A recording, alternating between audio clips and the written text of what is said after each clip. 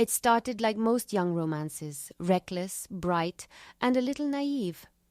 Jacob and I were 18, barely adults by most measures, and the world felt enormous and full of possibility. We'd been together maybe 4 months when the first real crack in that young certainty appeared, and it didn't come from Jacob. It came from his so-called best friend, Stinky. It's 1997. I lived in a small apartment within walking distance of the bar downtown. That night my best friend called and begged me to come out. One of those nights where you don't want to miss being with your people. I asked Jacob if he wanted to come. He said he had to work the next morning, but told me to have fun. He hugged me, watched me leave. I felt safe. I felt ordinary and young. I didn't drink much. We laughed, shared stupid stories, and at 2 a.m. the bar was closing. I hugged my bestie, said love you, see you later, and began the short walk home. The air was cold. The streetlights smeared the wet pavement gold. That's when my ex showed up. Out of nowhere, like an unwelcome memory. He insisted I couldn't walk home alone. I told him plainly I was a grown woman and would do as I pleased. He fell into step behind me, persistent and unpleasant. When we reached my building, the living room light was on. Stinky, my roommate, and it would turn out a liar with an agenda, was awake and sitting with my youngest sister, who was only 16. My sister, bless her heart, ran to hug the ex like he was family. We stood there in the dim kitchen, a small knot of people making polite small talk. 15 minutes of that awkward false calm passed before the ex and Stinky started arguing about something that had nothing to do with me. I told the ex it was time to go. Everyone else dispersed to their rooms. The next afternoon, Jacob came over in a state I'll never forget. He was frantic, voice trembling, fists balled. Stinky had told him I'd slept with the ex, a flat-out lie. I remember feeling my stomach drop as the words left Jacob's mouth, not because of the accusation itself, but because someone I trusted had decided to poison our relationship with it. I called my sister and asked her bluntly, "Was I with him last night?" She confirmed my version of events. I wasn't delusional. I wasn't hiding anything. I'd walked home. I'd gone inside. I'd gone to bed. But truth doesn't always travel as fast as a good rumor. I lost it. I went upstairs, kicked Stinky's bedroom door in, and told him to get the hell out of my house.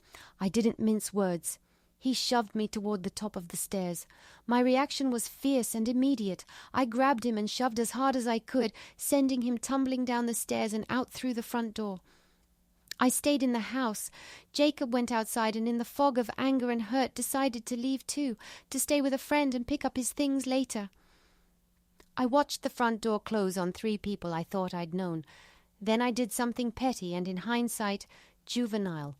But in that moment it felt like reclaiming a little corner of dignity. In 1997, my Sony 5-disc carousel and amp with Paradigm speakers were worth a small fortune and a good measure of pride. I opened the carousel, poured in a jar of Bravo pasta sauce, unplugged the system, and left it by the door. A week later, Stinky came back for his things and took the carousel. By the time he opened it, it was moldy and ruined. Jacob was disturbed when he heard what I'd done. Disturbed, but not surprised. I told him then, bluntly, that messing with a machine was not the same as messing with a person's life. It still felt like proportional revenge to me at the time. Years later, Stinky finally admitted he'd lied. He said he was jealous, a cheap, ugly reason for trying to wreck someone else's relationship. That confession didn't erase the hurt, but it eased the nagging doubt that maybe I'd done something to deserve it. I hadn't. The lie was a deliberate act of sabotage. There were other dark threads woven into that period. Stinky had slept with both of my sisters, and there's a family secret there I'll never fully unravel.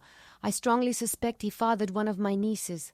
My other sister refuses to say who the father is, and so that silence becomes its own kind of wound.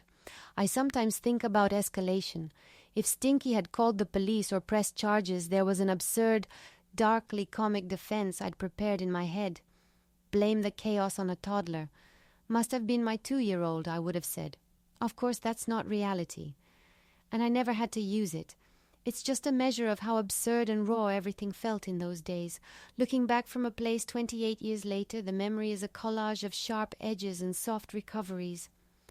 Jacob and I stayed together. We weathered that particular storm, and many others. The lie could have broken us. It very nearly did.